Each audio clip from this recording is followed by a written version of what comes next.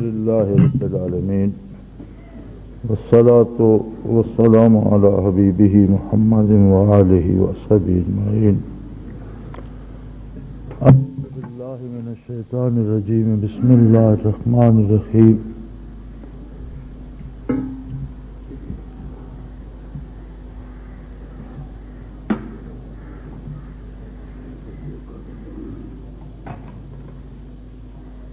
إن الدين عند الله الإسلام.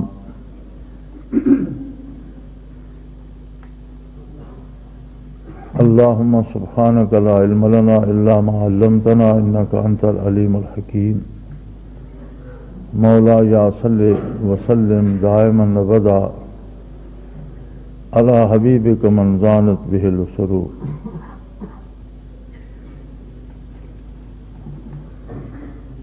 مرور زمانہ اور صدیوں کے فاصلوں نے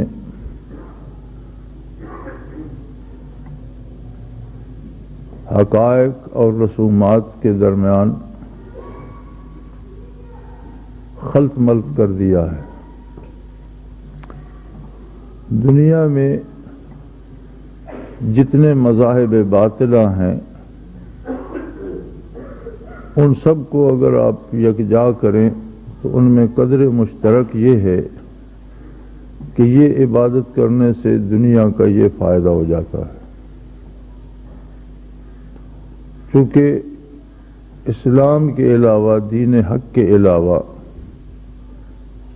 کوئی مذہب بھی آخرت پر اعتماد نہیں کرتا.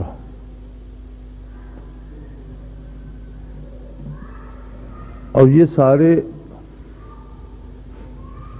رسومات کے مجموعے ہیں، رواجات کے مجموعے ہیں، لیکن اسلام اللہ کا دین ہے جس کے بارے ارشاد ہوا کہ اللہ کے نزدیک دین صرف اسلام ہے، باقی لا دینیت ہے اسلام کے علاوہ. اپنے زمانے میں ہر دین اسلام ہی تھا، لیکن بعثت آقا انعامدار صلی اللہ علیہ وسلم کے بعد اسلام صرف وہ ہے جو نبی علیہ الصلوۃ والسلام سے ثابت ہے.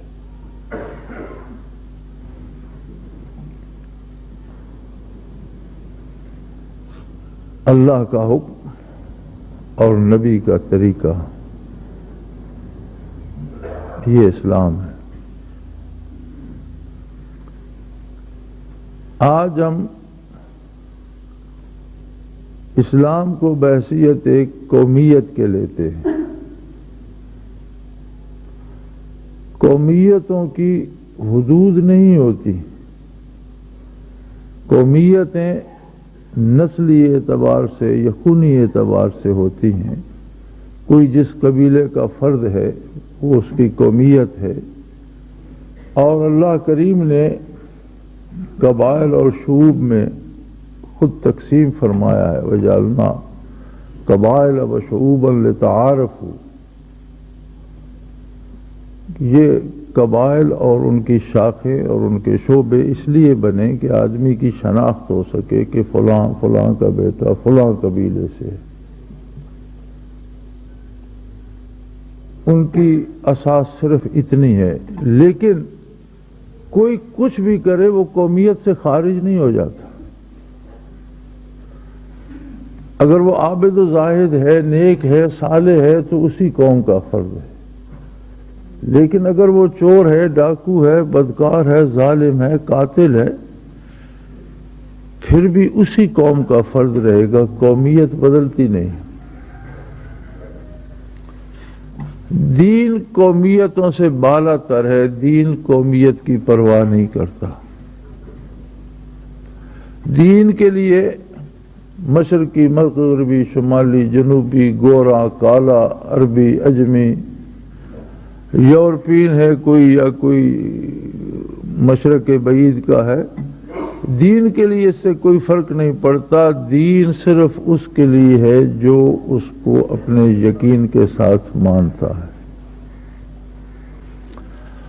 اور دین میں رہنے کے لیے حدود و قیود ہیں. اگر ان حدود کو توڑا جائے تو دین اسے اپنے سے خارج کر دیتا ہے. قومیتیں خارج نہیں کرتی، بندہ قومیت میں رہتا ہے، دین میں رہ نہیں سکتا. دین کی حدود و قیود ہیں، ان کے اندر رہے گا تو دین کے اندر ہے، اگر ان حدود کو توڑے گا تو دین اس کی پرواہ نہیں کرتا. یہ فرق ہے. آج ہم نے اسلام کو بھی قومیت بنا لیا ہے، مسلم ایک قوم بن گئی ہے، اور ہم یہ سمجھتے ہیں کہ ہم آزاد ہیں، جو جی چاہے کریں، ہم مسلمان تو ہیں. لیکن ایسا نہیں ہے. اسلام نہ قومیت ہے نہ مسلم ایک قوم ہے. اسلام ایک دین ہے اور مسلمان اس کے ماننے والے اور اس کے پیروکار ہیں، اس پر عمل کرنے والے ہیں.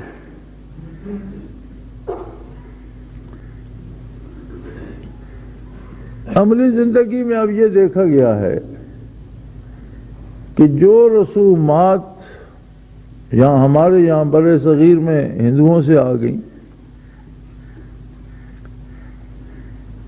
جو رسومات ہندوؤں سے داخل ہوئی ہیں، ان پر عمل کرنا اتنا ضروری ہے کہ فقیر سے لے کر صدر مملکت تک کرتے ہیں.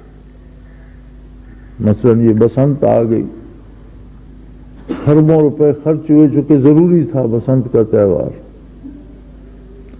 کسی نے پوچھا کہ کیا یہ نبی کریم صلی اللہ علیہ وسلم نے منایا تھا، صحابہ نے یہ اڑائی تھی پتنگیں، یہ کہاں سے آیا، کس نے شروع کیا؟ یہ ایک مثال ہو گئی، صرف ایک نہیں ہزاروں، بلکہ پیدائش پر ہندوانہ رسومات ہیں، شادی پر ہندوانہ رسومات ہیں، اور مر جاؤ تو موت پر، جنازے پر اور مرنے کے بعد کی رسومات ہندوانہ شامل کی گئی ہیں. سنتیں چھوٹ سکتی ہیں لیکن وہ رسومات نہیں چھوٹ سکتی.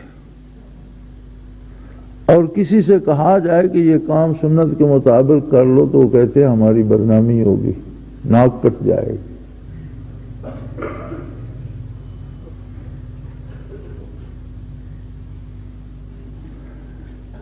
اس کا پتہ روز حشر اس وقت چلے گا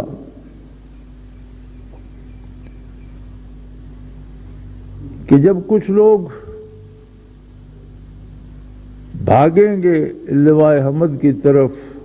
لوائے حمد نبی کریم صلی اللہ علیہ وسلم کا جھنڈا ہوگا جو میدان حشر میں گڑا ہوا ہوگا، اور آپ اس جلوہ افروز ہوں گے، آپ کے صحابہ کبار جلوہ افروز ہوں گے، شہداء و صالحین ہوں گے، اہل اللہ ہوں گے، آپ کی امتی ہوں گے.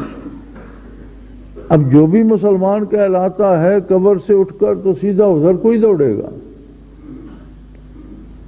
لیکن کچھ لوگوں کو روکنے کے لیے اللہ کریم فرشتے مقرر فرما لیں.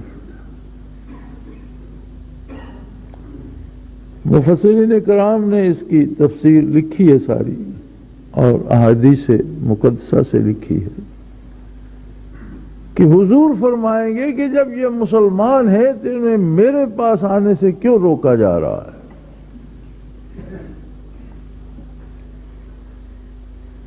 اس کا جواب ذات باری کی طرف سے ارشاد فرمایا جائے گا، ان قوم اتخذوا ھذا القرآن مہجورا. آج جو قرآن میں موجود ہے یہی جواب وہاں ارشاد فرمایا جائے گا کہ میرے حبیب یہ نام کے مسلمان ہیں، انہوں نے اپنی عملی زندگی سے کتاب اللہ کو خارج کر دیا. ان کے نام مسلمانوں جیسے تھے، یہ اپنے آپ کو کہلواتے مسلمان تھے، جنازے ہوئے، مسلمانوں کے قبرستان میں دفن ہوئے، لیکن ان کی زندگی خلاف اسلام تھی. مثلا ایک ہی بات کو لے لیجئے، جب ظہور اسلام ہوا تو پوری دنیا کا نظام غیر اسلامی تھا، کافروں کا بنایا ہوا تھا، سودی تھا. معیشت سود پر استوار تھی اور شہوت کی تشفی کرنے کے لیے کعبہ خانے موجود تھے. ایسی عورتیں موجود تھیں جو اجرت پر کسی مرد کو پیش کی جاتی تھی، خرید و فروخت بھی ہوتی تھی اور کعبہ خانے بنے ہوئے بھی تھے. بلکہ بعثت نبی علیہ صاحب صلاۃ والسلام کے وقت ایسے گھروں پر خاص قسم کے جھنڈے لگے ہوئے ہوتے تھے جہاں عورتیں سپلائی کی جاتی تھی.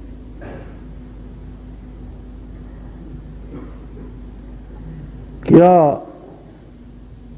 اکیلے محمد الرسول اللہ صلی اللہ علیہ وسلم نے، جب صرف آپ اکیلے دنیا میں تھے، کوئی دوسرا ساتھ نہیں تھا، اس وقت سمجھوتا کیا؟ 5 4 10 مسلمان ہو گئے، سمجھوتا کیا؟ بلکہ جس دن 40 تعداد ہو گئی تھی مسلمانوں کی تو انہوں نے روئے زمین پر وہ 40 تھے.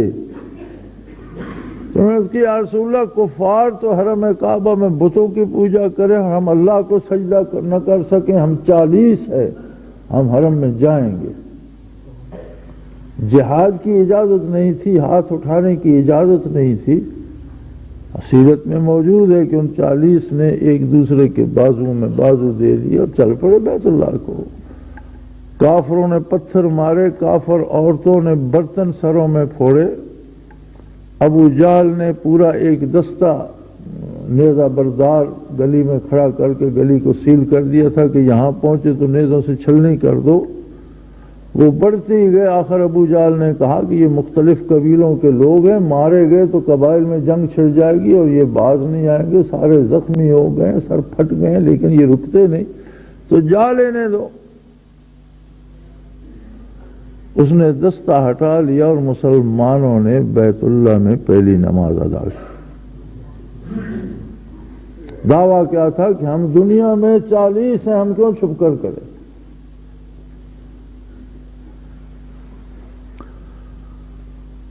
آج ہمارا عالم یہ ہے، روز سوال ہوتے ہیں فلسطین میں، باہر سے بھی دوست پوچھتے ہیں فلسطین میں ظلم ہو رہا ہے. کوئی یہ بتا سکتا ہے کہ فلسطینی کیوں لڑ رہے ہیں؟ کیا فلسطینی اسلام نافذ کرنا چاہتے ہیں، اسلامی ریاست بنانا چاہتے ہیں؟ فلسطینی اپنے خطے زمین کے لیے اور اپنی قومیت کی جنگ لڑ رہے ہیں، اسلام کی جنگ کوئی نہیں لڑ رہا. جو تہذیب قابض یہودیوں کی ہے وہی تہذیب اہل فلسطین کی ہے. جو لباس ان کا ہے وہی ان کا ہے، جو رواج ان کے ہیں وہی ان کے ہیں. جس طرح بے پرد عورتیں ان کی ہیں اسی طرح بے پرد عورتیں ان کی ہیں. دو قومیں آپس میں لڑ رہی ہیں، جھگڑا زمین کا ہے، دین کا نہیں ہے.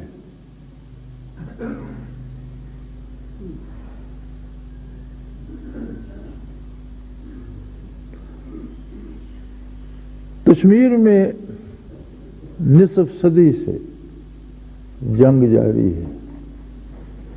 اگر کشمیر کو ہندوستان چھوڑ دے تو کشمیر اسلامی ریاست بن جائے گا؟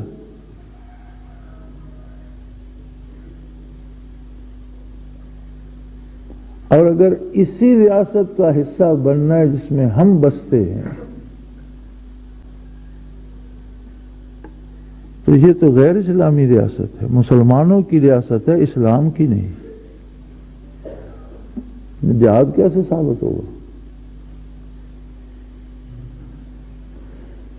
اس ریاست میں تو لائسنس دیے جاتے ہیں بدکاری کے، اور ہر شہر میں لائسنس یافتہ کعبہ خانے بھی موجود ہیں، اور جو بغیر لائسنس کے ہیں ان کا شمار ہی کوئی نہیں.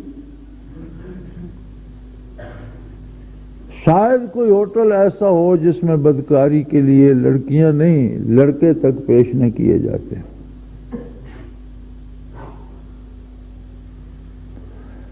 اول تا آخر پوری قوم کا نصاب جو ہے معاشی وہ سود پر استوار ہے، اور اللہ نے فرمایا کہ اگر سود سے باز نہیں آتے تو فاذنوا بحرب من اللہ ورسولہ، اللہ اور اس کے رسول کے ساتھ جنگ کے لیے تیار ہو جاؤ۔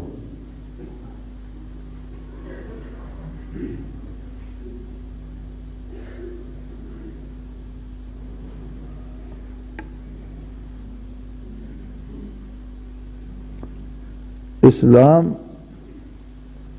کوئی ایسی چیز نہیں ہے کہ جو کچھ ہے اس پر سبز رنگ پھیر دو تو اسلام ہو گیا، نہیں۔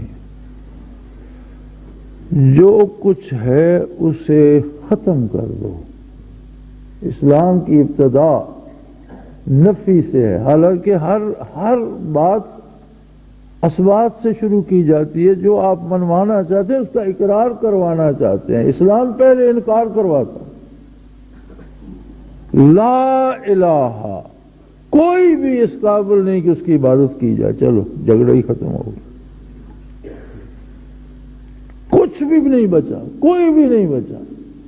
پھر کہتے اب کہو الا اللہ، اب اس پر اللہ کا نام لکھو کہ اللہ ہے۔ چھوٹے بڑے بیسیوں اس میں گھسے ہوئے اور اس میں ایک نام اللہ کا بھی آپ شامل کر دیں، یہ اسلام ہو؟ فرمایا نہیں، پہلے سارا گھر خالی کر دو، پھونک ڈالو جو کچھ سینے میں ہے، جلا دو جو کچھ تمہارے ذہن میں ہے، جو کچھ تمہاری کہہ دو لا الہ، کوئی بھی عبادت کے لائق ہے ہی نہیں سرے سے۔ جب میدان خالی ہو جائے گا تو اب کہو کہ اللہ ہے، یہ اسلام ہے۔ اور یہی اصول زندگی کے ہر کام میں ہے، لین دین میں، کاروبار میں، معیشت میں، سیاست میں، فوج میں، سول میں، عدلیہ میں، پولیس میں، انتظامیہ میں، حکومت میں، خاندان میں، گھر میں، رشتہ داریوں میں، میل جول میں، کاروبار میں، تجارت میں۔ کوئی قانون نہیں ہے مگر اللہ کا، کوئی طریقہ نہیں ہے مگر اللہ کا، یہ اسلام ہے۔ خطا ہو جانا ایک الگ بات ہے، غلطی ہو جانا ایک الگ بات ہے، بتقاضائے بشریت گناہ ہو جانا یہ غیر نبی سے ممکن ہے۔ صرف نبی ایک ذات ہے جس سے ممکن نہیں ہے، کیونکہ نبی مطاع ہوتا ہے، ہر ایک نے اس کا اتباع کرنا ہوتا ہے، اور اگر نبی غلطی کرے تو اس کا مطلب ہے کہ ہمیشہ پوری امت غلطی کرتی چلی جائے گی۔ اس لیے انبیاء کو اللہ نے معصوم عن الخطا رکھا کہ نبی سے غلطی کا امکان ہی نہیں ہے، نبی کے علاوہ کوئی معصوم نہیں ہے۔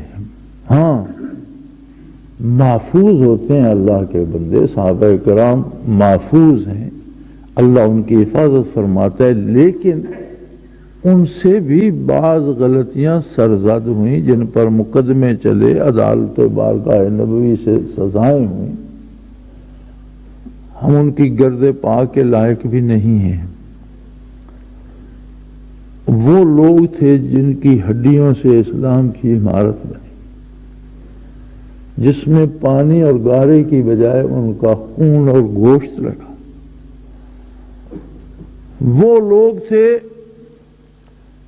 جنہیں فقہ کا اصول بن گیا الصحابۃ کلہم عدول، تمام صحابی دیانتدار اور امین اور عادل۔ وہ لوگ تھے جن کے لیے حضور نے فرمایا صحابی کا نجوم فبأیہم اقتدیتم اہتدیتم، میرے صحابہ آسمان ہدایت کے ستارے ہیں، تم جس کا دامن پکڑ لو ہدایت پا جاؤ۔ لیکن جہاں بتقاضائے بشریت ان کا قدم بھی پھسلا، اس عظمت کو مد نظر نہیں رکھا گیا، کیونکہ کسی کی عظمت بھی عظمت باری کے مقابلے میں کوئی حیثیت نہیں رکھتی۔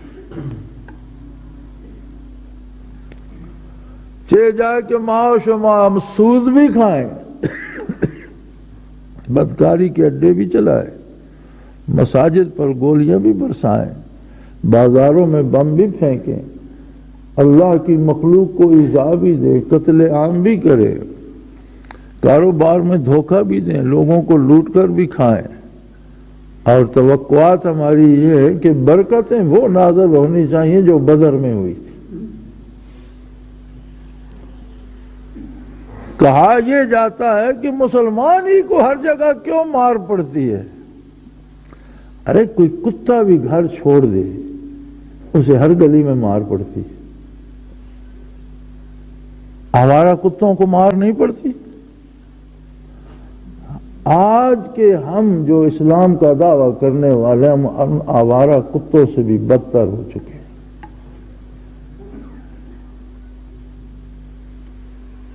ہر گلی محلے میں اس لیے مار پڑ رہی ہے۔ لیکن مجھے حیرت اس بات پہ ہوتی ہے، سارا اسلام سکھایا محمد الرسول اللہ صلی اللہ علیہ وسلم۔ آپ صلی اللہ علیہ وسلم کے بعد صحابہ میں بھی تقسیم آ گئی تھی، بعض فقیہ تھے، بعض مفسر تھے، بعض محدث تھے،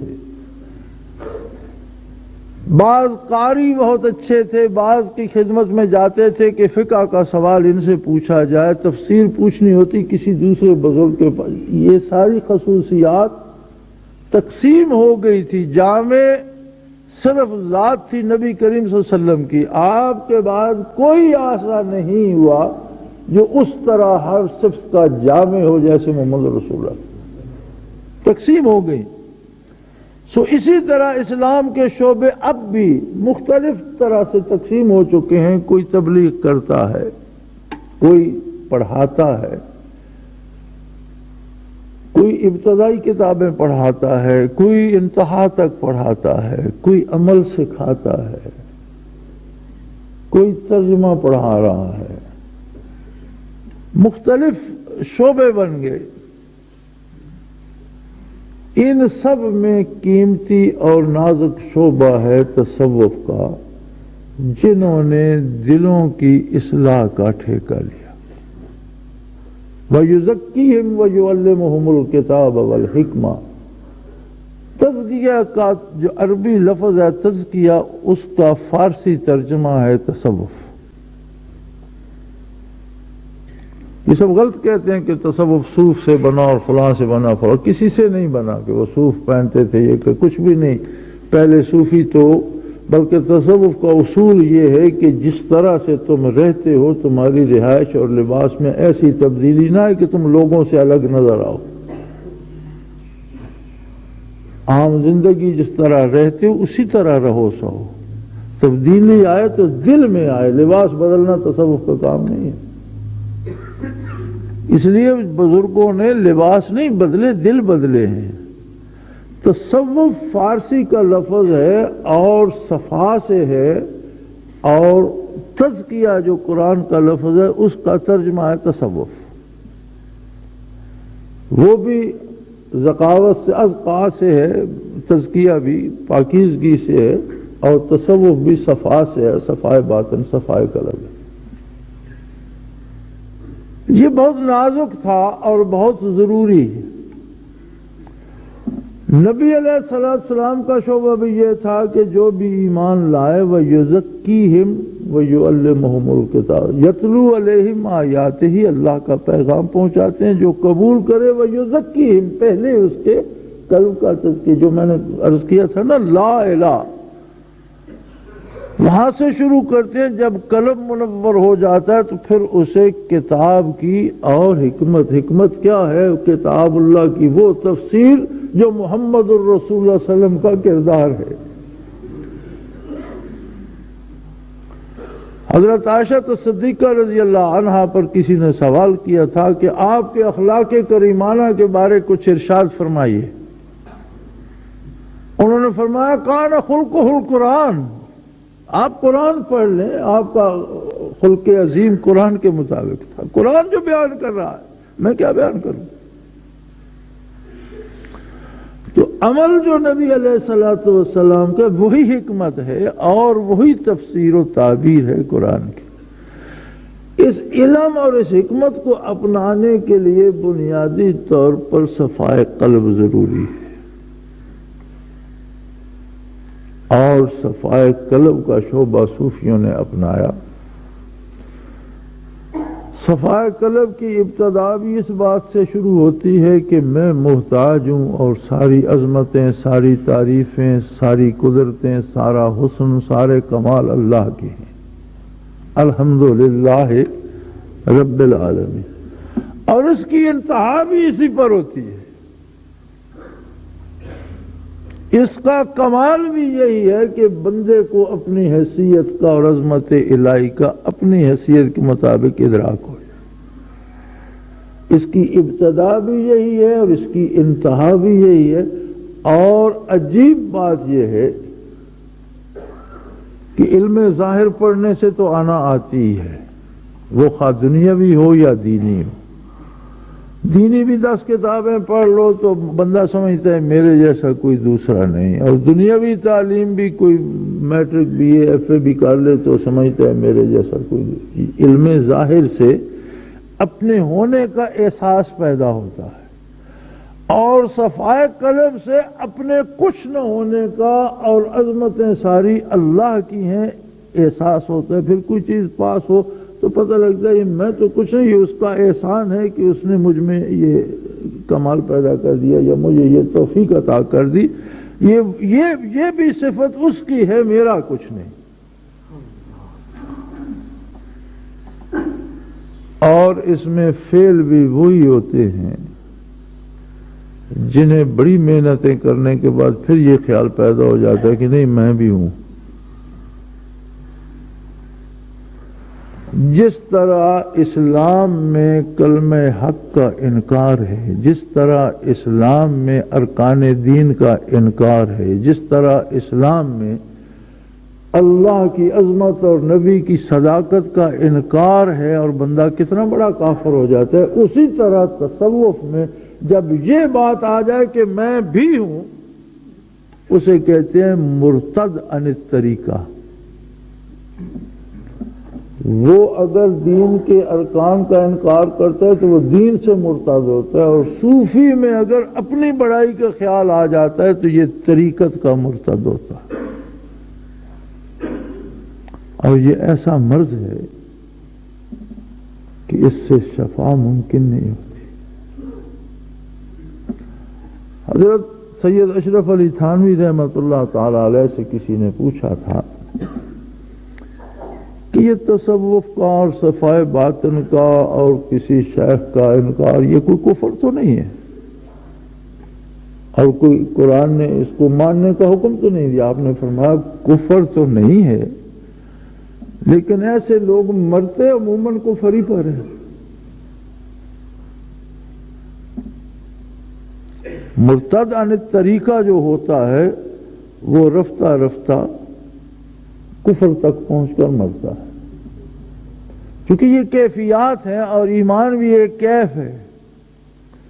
کیفیات جب جلتی ہیں تو اس میں وہ کیفیت بھی جل جاتی ہے، اور ہم نے دیکھا ہے بڑے بڑے نامور لوگوں کو جو ہمارے ساتھ بھی تھے، ہم سے بہت آگے بھی تھے، بہت اونچے منازل پر بھی تھے، ان کی زندگیاں بھی دیکھیں اور پھر ان کی موت بھی دیکھی، اللہ پناہ دے۔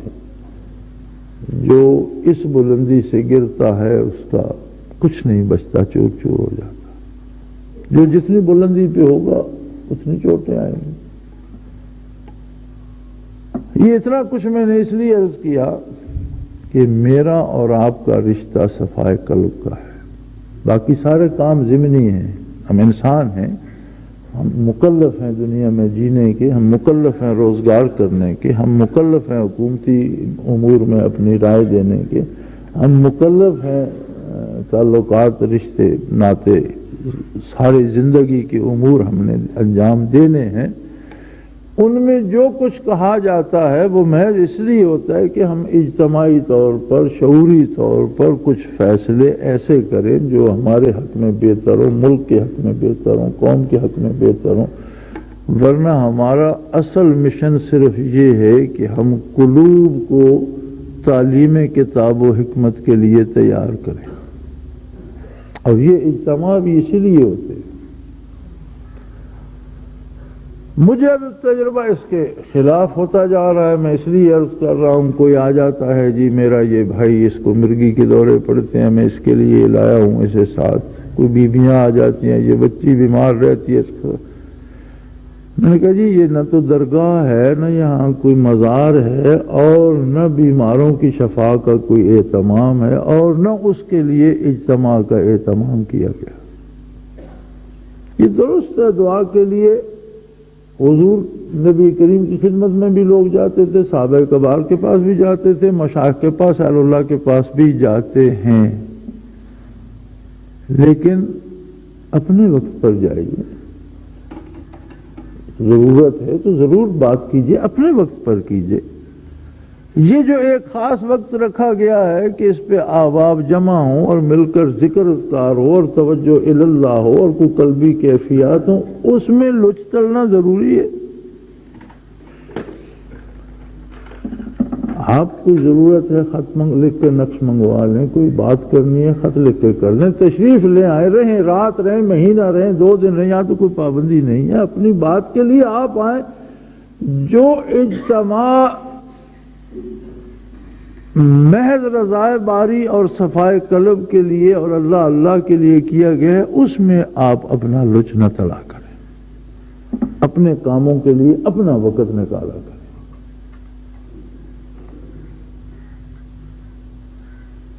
اگر ہم ملکی نظام معیشت میں تبدیلی نہیں لا سکے، اگرچہ ہم نے اپنی پوری کوشش کی اور الحمدللہ اس حد تک کی کہ حکومت نے اعلان بھی کر دیا کہ ہم نافذ کریں گے، لیکن آپ جانتے ہیں کہ ہماری یہاں کی حکومتیں نام کی حکومتیں ہیں اور اصل حکمران یہودی ہے۔ اس نے انکار کر دیا تو یہ بیچارے بھی خاموش ہو کر بیٹھ گئے۔ اور ایک کو اللہ اپنا اجر دے گا، اگر ہم نے خلوص سے کوشش کی ہے تو قبول فرمائے، اگر انہوں نے مجبوراً انکار کیا ہے تو انہیں معاف کرے اور پھر توفیق دے دے۔ یہودی اپنی بربادی کے قریب پہنچ چکے ہیں،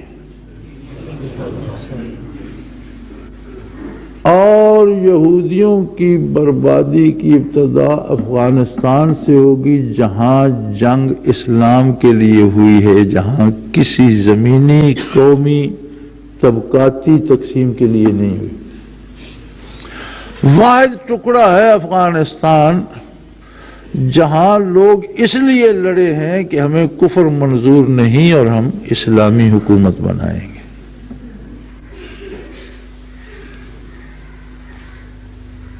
اور یہ تو سمجھ آ رہی ہے، اب تو کافروں کو بھی سمجھ آ رہی ہے۔ امریکن ریڈ کراس نے بھی کہا ہے کہ طالبان کی میت اگر ہمیں ملتی ہے تو ہم پہچان لیتے ہیں۔ بھی کیسے پہچان؟ کہتے ہیں انہیں ہوتا کچھ نہیں، ویسے جیسے زندہ تھے ویسی میت پڑی ہوتی ہے، جبکہ ساتھ غیر ملکیوں کی میت ہو یا ان افغانوں کی میتیں جو ان کے خلاف لڑ رہے تھے وہ بھی گل سڑ جاتی ہیں۔ اب قومیت بھی ایک ہے، کلمہ وہ بھی پڑھتے ہیں، تسبیح ان کے ہاتھ میں بھی میں نے دیکھی ہیں۔ میدان جنگ میں جو طالبان کے خلاف افغان لڑ رہے تھے وہ میدان جنگ میں باجماعت نماز ادا کرتے ٹیلی ویژن پر میں نے دیکھے، لیکن موت فیصلہ کر دیتی ہے، ان کی ہڈیاں گل سڑ جاتی ہیں اور ان کے میت زندہ انسان کی طرح ہوتے ہیں، چونکہ وہ شہید ہیں اور وہ زندہ ہیں، وہ اسلام کے لیے لڑ رہے ہیں۔ یہی وائٹل پوائنٹ ہے، یہی مرکز ہے، یہیں سے رد عمل شروع ہو چکا ہے۔ اب تو اقوام مغرب سر جوڑ کر اس لیے بیٹھی ہیں کہ یہ جو ہم کر چکے ہیں اس سے جان کیسے چھڑائی جائے۔ بعض مفسرین نے ایک عجیب واقعہ لکھا ہے کہ جب بنو اسرائیل موسیٰ علیہ السلام نے عصا مارا، سمندر پھٹ گیا اور بنو اسرائیل اس میں داخل ہو گئے، تو فرعون چونکہ لشکر کو بڑھایا آ رہا تھا اور خود گھوڑے پہ سوار آگے تھا، تو سمندر پہ پہنچ کر اس نے گھوڑے کی باگ کھینچ لی۔ اتنا تو وہ سمجھ رہا تھا کہ یہ سمندر جس نے موسیٰ کی قوم کو راستہ دے دیا، یہ شاید مجھے راستہ نہیں دے گا، یہ راستہ میرے لیے نہیں ہے۔ اس نے گھوڑے کی باگ کھینچ لی اور چاہا کہ میں لشکر کو روک لوں، کہ اللہ کریم نے جبریل امین کو بھیجا، وہ ایک گھوڑی پر سوار ہو کر اس کے گھوڑے کے قریب سے گھوڑی دوڑاتے ہوئے گزرے اور گھوڑا منہ زور ہو کر اس سے باگیں چھین کر اس کے پیچھے بھاگا۔ وہ سمندر میں داخل ہو گئے، فرعون بھی داخل ہو گیا، اس کا لشکر بھی داخل ہو گیا۔ جب یہ داخل ہو چکے تو بنی اسرائیل پار پہنچ چکے تھے، پانی آپس میں مل گئے۔ اب یہ فرعون جو تھا، اس کے گھوڑے کو بھی قدرت کہیں کھینچ کر یہاں لے آئی ہے، اس سمندر سے اب یہ نہیں نکلے گا۔ یہ اللہ کے اپنے اہتمام ہے، اپنے انتظام ہے، اس میں وقت میں وہ خود مقرر کرتا ہے، وہ کل ہوگا، 2 سال بعد ہوگا، 10 سال بعد ہوگا، یہ تو اس کو پتا ہے، لیکن یہ نظر آ رہا ہے کہ اس کا انجام یہی ہوگا۔ یہ سارے مداری کے تماشے ہیں، الیکشن ہو رہا ہے، ریفرنڈم ہو رہا ہے، فلاں کہتا ہے میرا رہنا ضروری ہے، فلاں کا جانا ضروری ہے۔ دنیا کی کسی جگہ پر کسی چیز کا رہنا کبھی ضروری نہیں ہوا، اللہ مجبور نہیں ہے کہ کہیں کسی کو ضرور رکھے، اس کا اپنا کرم ہے، چاہے رکھے چاہے چلا دے۔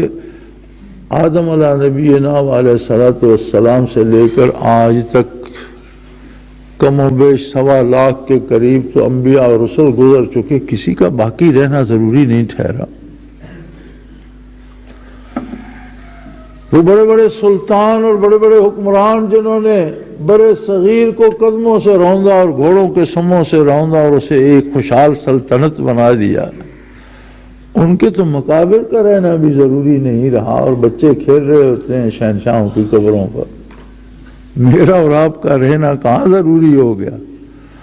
کوئی بھی ضروری نہیں ہے، سب کو جانا ہے اور اپنی اپنی باری پہ سب چلتے رہیں گے۔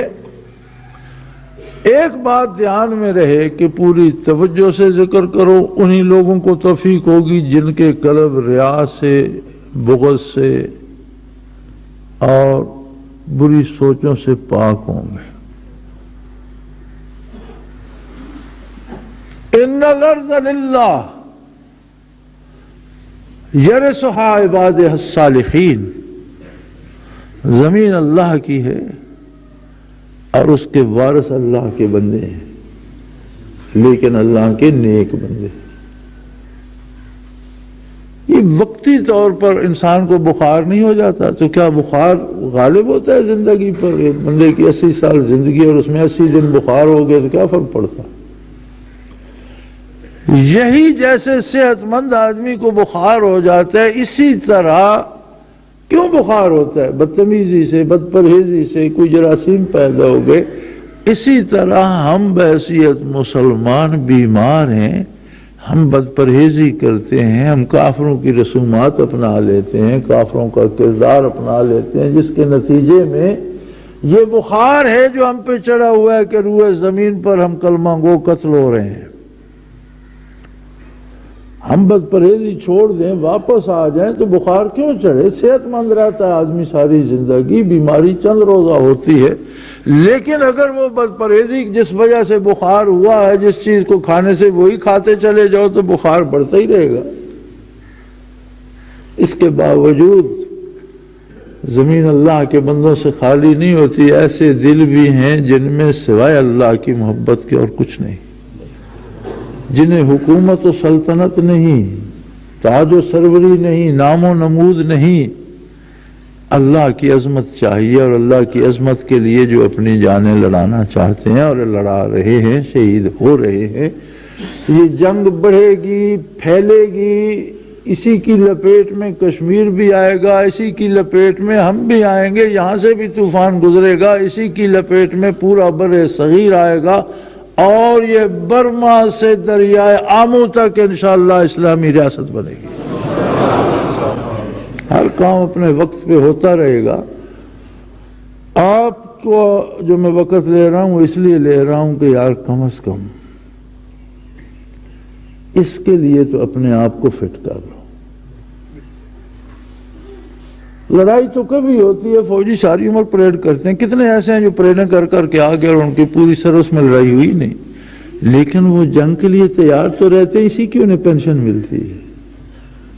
یہ کب ہوگا خدا جانے، ہم نہیں ہوں گے، لیکن اس کے لیے تیار تو ہو جاؤ، پینشن تو مل جائے گی، ان میں شامل تو ہو جاؤ گے۔ اس کی تیاری کرو، اور اس کی تیاری یہ نہیں ہے کہ آپ بندوقیں اکٹھی کرو، اس کی تیاری یہ بھی نہیں ہے کہ سرمایہ، اس کی تیاری یہ ہے کہ دلوں کو صاف کر لو۔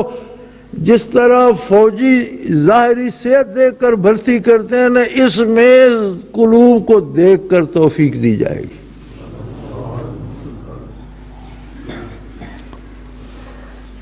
اور شیخ کے ساتھ مرکزی تعلق جو ہے آپ کا وہ صفائے قلب کا ہے۔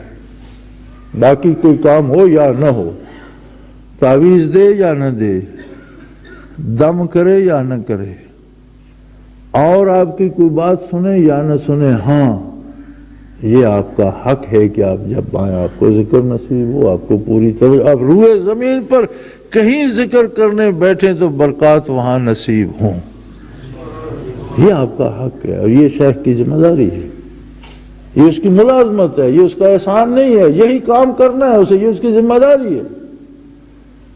اس کے علاوہ باقی ضمنی باتیں ہیں،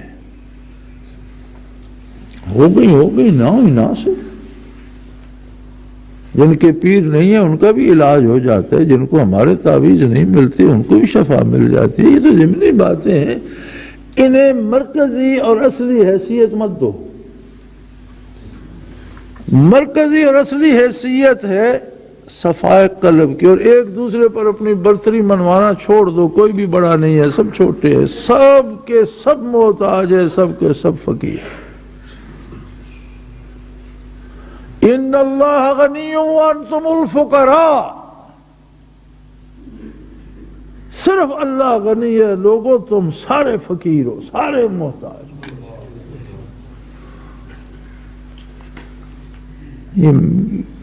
کسی کو ضلعی صدر بنا دو تو وہ اکڑ گیا، کسی کو ذکر کے لیے کہہ دو کہ تم یہاں انہیں 5 بندوں کو ذکر کرایا کرو تو وہ سمجھ لیتا ہے میں جبریل بن گیا ہوں۔ یار یہ سارا کچھ اگر یہی کرنا ہے تو پھر اللہ کے تکلف کی کیا ضرورت ہے؟ اور اگر محنت کرتے ہو تو ان چیزوں پہ دھیان دو، اور اللہ کی فوج کا سپاہی بننے کی کوشش کرو، دلوں کو صاف کرو، دلوں میں بغض مت رکھو، کسی کے خلاف غلط سوچ مت رکھو، اللہ کی مخلوق کو آپ کے وجود سے فائدہ ہونا چاہیے، نقصان نہیں۔ وہ مومن ہے یا کافر، مومن ہے تو اس کا حق بنتا ہے، کافر ہے تو اس کا بھی حق بنتا ہے کہ اس کی جان مال آبرو کو تحفظ ملے، یہ حق ہے اس کی۔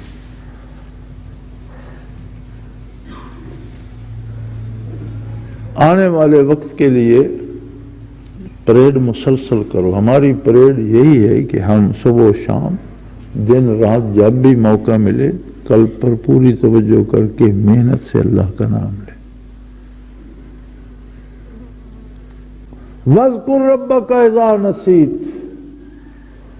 کسی اور طرف لگ گئے، بھول گئے، جب یاد آیا پھر اللہ شروع کر دیا۔ وقت قریب ہے، یا تو کل ہی جنگ ہو جائے گی، ہم بھی اس میں شامل ہوں گے، یا جنگ سے پہلے موت آ جائے گی، دونوں صورتوں میں تیاری کی ضرورت ہے۔ کہ موت آ جائے تو وہ بھی ہمیں سپاہی پائے، مرنے کے بعد بھی پینشن مل جاتی ہے، لیکن اگر بندہ فوج میں ہو تو، اور جنگ آئے تو ہمیں تیار پائے۔ یہ طے ہے کہ نبی علیہ الصلوۃ والسلام نے اس حال کی جنگ کو، جس میں سارا کفر متحد ہو کر ایک طرف ہو جائے گا اور وہ اسلام کا نام و نشان مٹا دینا چاہے گا، کفر کے ارادے کیا ہیں؟ یہودیوں نے ایک ڈرنک بنایا، اس کا نام رکھا کوکا کولا، اس کے لکھنے میں کمال یہ ہے کہ اس بوتل کو شیشے کے سامنے رکھ کر شیشے سے پڑھے تو لکھا ہوا ہے لا محمد لا مکہ، یعنی محمد کا نام مٹا دو، مکے کا نشان مٹا دو۔ یہ جو پیپسی آپ روز پیتے ہیں، یہ ایک جملہ ہے، pay each penny save Israel، اس کا ایک ایک لفظ لے کر وہ پیپسی بنائی گئی، اور ان سب کے مفادات سیدھے یہودیوں کو جاتے ہیں۔ یہ یہاں جتنے بنا رہے ہیں اصل نسخہ ان کا ہے، یہ بھی رائلٹی انہیں دے کر یہاں بنا رہے ہیں۔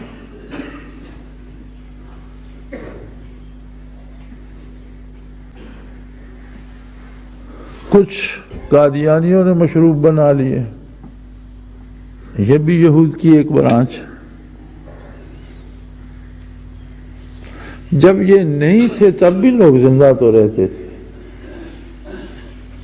بازار سے دہی منگوا کر لسی بنا لو، فروٹ منگوا کر جوس نکال لو، صحت مند بھی ہوگا، تازہ بھی ہوگا، یہ علم غلم بھی ہو ہم سے، اس میں بھی پیسہ لے رہے۔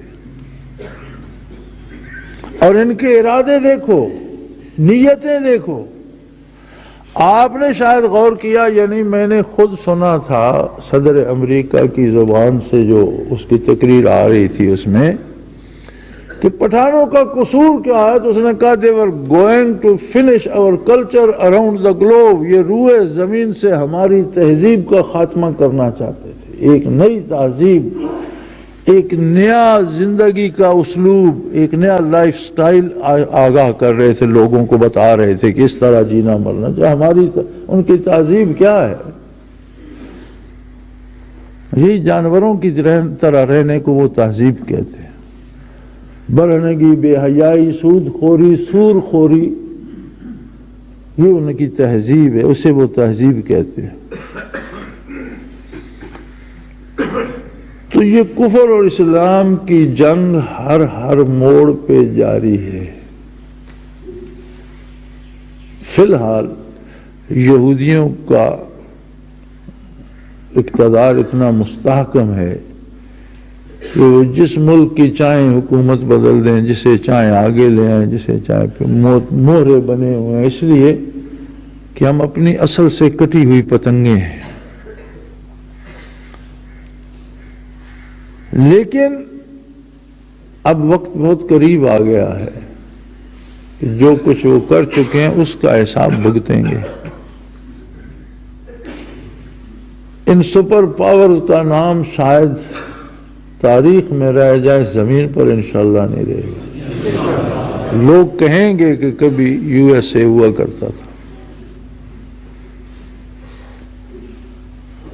ذکر میں باقاعدگی پیدا کریں، اجتماعات میں باقاعدگی پیدا کریں، جو ذمہ دار حضرات ہیں اپنی ماہانہ رپورٹوں میں لکھا کریں کیا کر رہے ہیں اور باقاعدہ بھیجا کریں، پتہ چلے کتنے اہتمام آپ نے ذکر کا کیا، اس میں کیا تکلیف، کیا رکاوٹ، کیا ضرورت ہے، کیا مدد کی جا سکتی ہے۔ اپنے آپ کو فٹ رکھیں، غذا بھی احتیاط سے کھائیں، حلال کھائیں اور بھوک رکھ کر کھائیں، اور چلنے پھرنے کے قابل رہیے، فٹ رہیے، اپنے آپ کو سپاہی کی طرح زندہ رکھیں۔ میں تو دعا کرتا ہوں کہ اللہ ہم سب کو اس میں شمولیت کی توفیق دے۔ نبی علیہ الصلوۃ والسلام نے فرمایا کہ ہجرت کے لیے کوئی گھر سے نکلا اور اسے موت آ گئی، قد وقع اجرہ علی اللہ، اس کا سارا ثواب اللہ اسے دے گا، گویا اس نے ہجرت مکمل کر۔ جو صمیم قلب سے لیے کے ساتھ غلبہ اسلام کے لیے اپنے آپ کو تیار رکھے گا، اس نے سارا اجر پا لیا، شہید ہونے کا بھی اور جنگ کرنے کا بھی، اگر جنگ میں شامل نہ بھی ہوا تو۔ اور جس نے اسے بھائی ہماری جنگ کسی قوم کے ساتھ، کسی طبقے کے ساتھ، کسی کے ساتھ نہیں، ہماری جنگ ظلم کے ساتھ ہے، ہماری جنگ کفر کے ساتھ ہے، ہماری جنگ غلبہ اسلام، قیام امن، قیام عدل کے لیے ہے، اور یہ کوئی روایتی جنگ نہیں ہوگی، اسے کوئی جب بھڑکے گی تو اسے کوئی نہیں روک سکے گا، اور اس میں بڑے بڑے نام بہہ جائیں گے۔ مجھے تو کوئی پرواہ نہیں ہے کون حکومت بنا رہا ہے اور کون صدر بن رہا ہے اور کون ریفرینڈم کرا رہا ہے اور کون اسمبلی میں جائے گا، اس لیے کہ یہ سارا وقتی کھیل ہے اور ان کے دھوئیں اٹھتے نظر آ رہے ہیں، ان کے پرخچے اس طرح اڑیں گے کہ خود انہیں بھی ہوش نہیں آئے گی کہ کیا ہو رہا ہے. یہ سارا میدان کارزار ہے.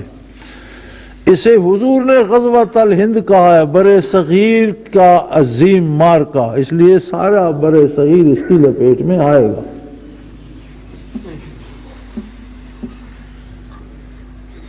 تو میرے بھائی اپنے اجتماعات میں باقاعدگی پیدا کرو، اپنے جہاں جہاں ہو وہاں ذکر کا اہتمام کرو اور تیاری کرو. یار فوجی کا کام ہے فٹ رہنا. لڑائی سے پہلے بھی مر جائے تو پینشن تو ہو جاتی ہے کہ لڑائی کے لیے تیار، جان دینے کو تیار تو تھا.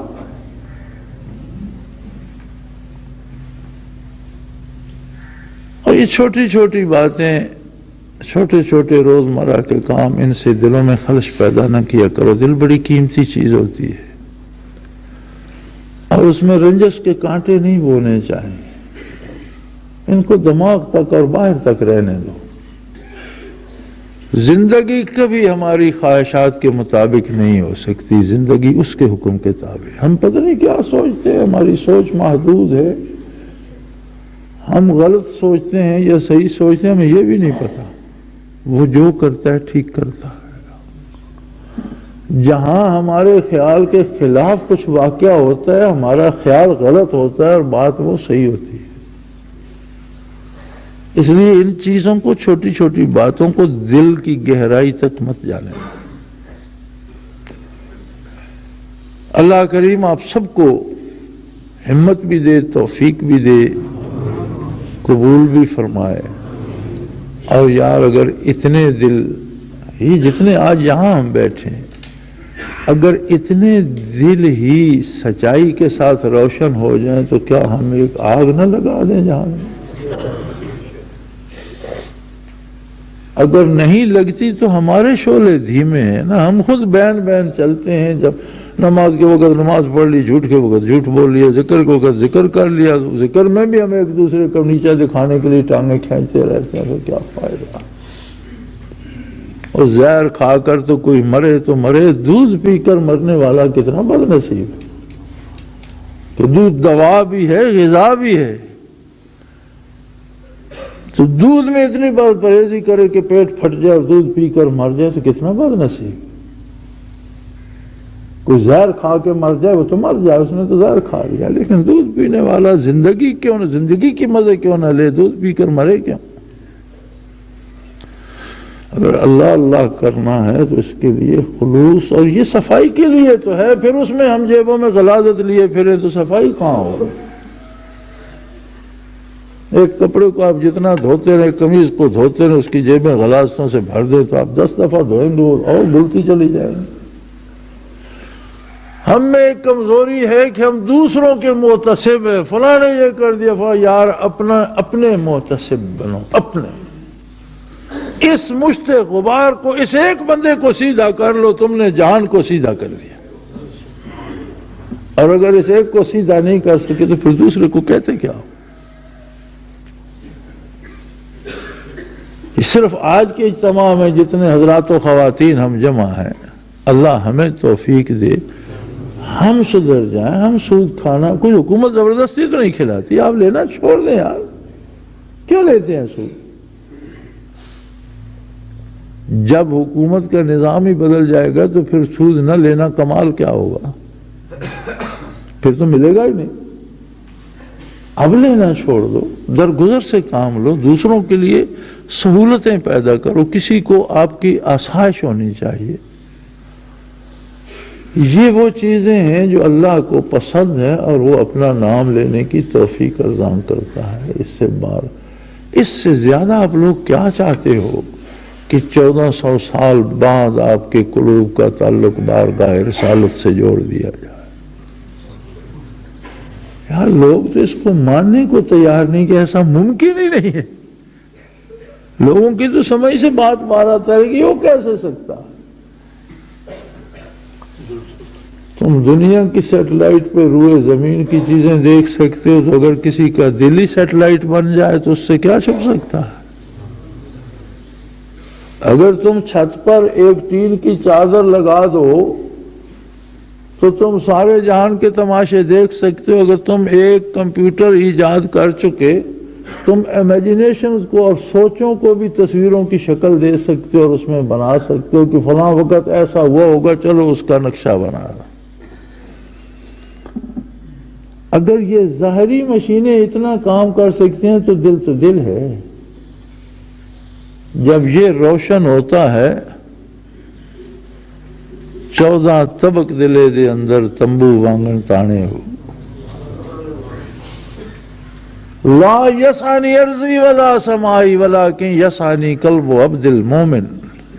تجلیات میری عظمتوں، میرے جمال کو زمین و آسمان سمو نہیں سکتے، لیکن بندے مومن کے سینے میں جو چھوٹا سا دھڑکتا ہوا دل ہے، اس میں اتنی وسعتیں ہیں کہ وہ سمو لے۔ لیکن دل کو دل سمجھا جائے تب۔